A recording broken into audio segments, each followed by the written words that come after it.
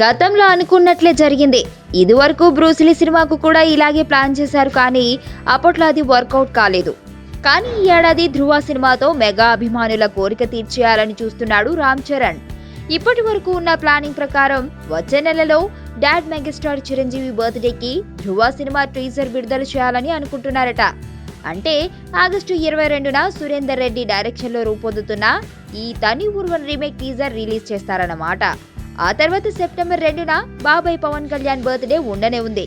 కాబట్టి ఆ రోజున ఈ సినిమా ఆడియో లాంచ్ నిర్వహిస్తారని తెలుస్తోంది. హిప్ హాప్ తమిళ స్కోర్ చేసిన ఆడియోను ఆ రోజు లాంచ్ చేస్తే అభిమానులు కూడా ఖుషి అయిపోతారు. మరి ఇకపోతే సినిమాను సెప్టెంబర్ 30న విడుదల చేయాలని గతంలో ప్లాన్ చేశారు, కానీ రిలీజ్ డేట్ పై ఇంకా క్లారిటీ మాత్రం లేదు.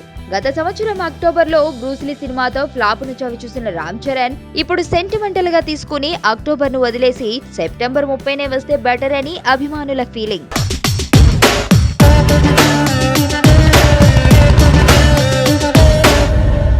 బట్ ఫర్ అ చేంజ్, ఆ బలహీనుడి పక్కన కూడా ఒక బలం ఉంది.